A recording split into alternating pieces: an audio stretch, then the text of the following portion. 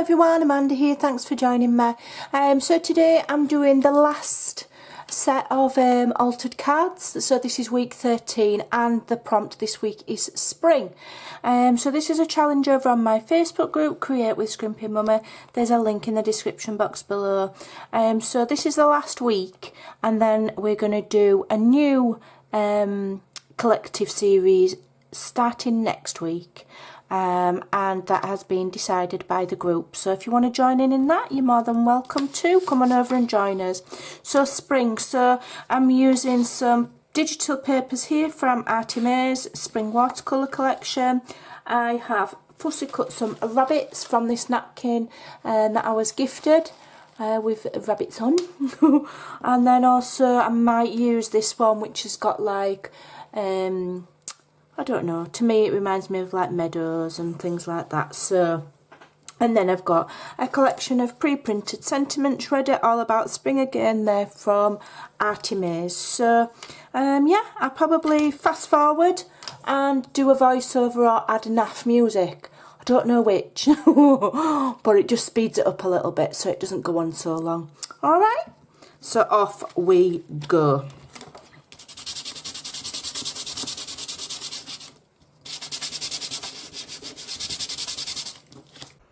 Okay, so first of all I'm just sanding my cards so that it takes some of the plasticky shine off, and then I'm going to start and rip up some of these digital papers to use as a background. Spend most of the time chasing around my desk after the bunny rabbits that I have cut out, because I keep breathing real heavily and blowing them all over the place. So, slippery little suckers. Anyway, so we're just ripping this lovely background one into fours, one for each card, more or less the same size, and it saves me gessoing the whole entire page. I can stick these on with just a glue stick. They do work because I've sanded in preparation, and I'm just ripping off some of them to show the numbers so that we can see their playing cards. And keep an eye out for the next video coming later on today. I'm going to show you all of the cards from week 1 right to week 13, so you can have a good look at all of them in case you missed any. It's quite a quick video, so it's well worth a watch. Make sure, if you enjoy watching them, come and join the group. You don't have to join in the challenge, you can just watch what everybody does. It's nice to have like group cheerleaders that help support people, even if you can't take part in the challenges. So everybody's welcome.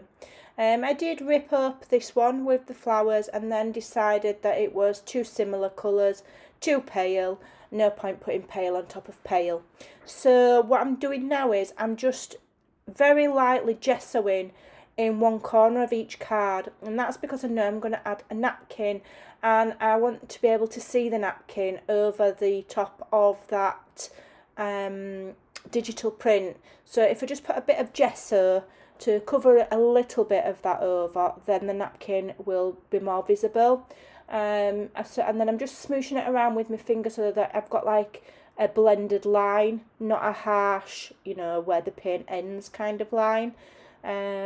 So it ends up looking quite nice, does that. Just give my desk a quick clean because I end up putting my elbows in it.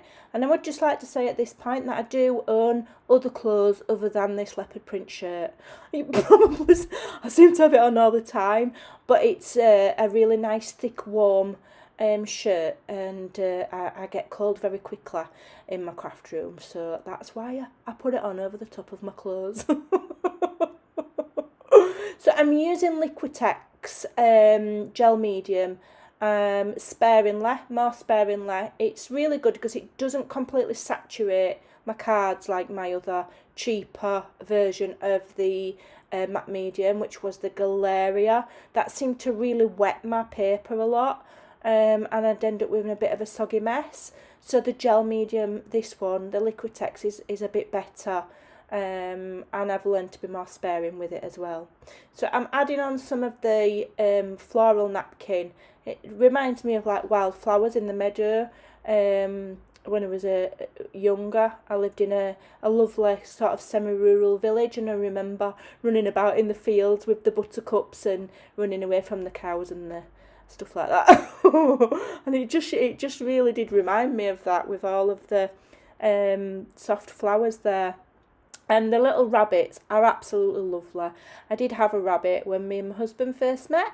He bought me a rabbit because really I wanted a baby, and he said no first. So he bought me a rabbit, and I had Fudge for a very long time, and she died of old age, and I was heartbroken. So I said I'd never have another rabbit, and so now I've got dogs instead. So that was wise, wasn't it? Anyway, so the rabbits are just they're just black and white. There's no colour to that napkin at all. So I think it stands out quite nice, but I do think it's a good job that I added the gesso. So yeah. So I love decoupaging. I want to have a go at doing an art journal page with napkin, and see if I can come up with something on a bit of a larger scale.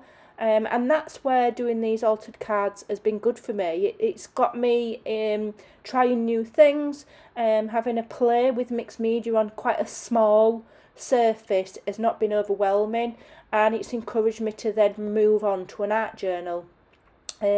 So yeah, I've really enjoyed doing this series. It's been really good, and it seems to have brought a lot of new members to my Facebook group. We're really growing, and it's so supportive over there. It really is lovely. I don't think I've seen one mean comment, which is rare for Facebook groups. They're really lovely ladies and gents over there. And they all like to get involved and share what they're doing. It's very active. It's wonderful. And I love seeing what everybody makes, and different people have a go each week, and then there's some ladies that have done every single one along with me, and I've followed their journey. It's been wonderful, really lovely. So I'm having a play with my new Inktense pencils, and I'm going to put a green border around to frame my cards, and then obviously you just add water with a water brush to these fantastic watercolour pencils. I treat myself to a small box of them, and I will add to my collection as and when I can. I might ask for some more from the birthday fairies. So then you just add, there you go, if you just use a water brush, and look at the intensity of the pigment in those. They're amazing. It's the best money I ever spent. I love them. Fantastic to play with. Can't wait. And then obviously when that's dry, it's permanent. That's the joy of the Inktense. That's permanent. So if I then wanted to go and add something else and add more wet on or more sprays on, that colour would stay as it is because it's permanent, so it wouldn't go muddy. And that's one thing that I'm always trying to avoid when I do my mixed media. So these are brilliant. They're a brilliant addition to anybody's collection who's interested in a bit of mixed media or a bit of watercolouring, or they really are beautiful. So I'm just going to dry that off, and then my sentiments, I'm just using what I've got. I'm very much into use what you've got rather than print out if you can. And I had these sentiments from an old kit about spring that I purchased or was given by Artie Mays. And these are a little bit large, really, these ones, but they're very on theme. They're very spring related, and so I'm just making them work. It doesn't matter if they're a little bit larger than what I wanted. They were already cut out and they were in my collection, so it saved me from printing anything new out, and they end up looking really lovely. And then all I want to do then is just edge my cards with just another slight border. I've resisted doing the wavy line that I always seem to do, and I've gone for just a straight line all the way around. So that black against that lime green Inktense pencil just helps frame the cards and finish them off nicely. Really enjoyed that. I hope you have too. Thanks for watching. Bye for now.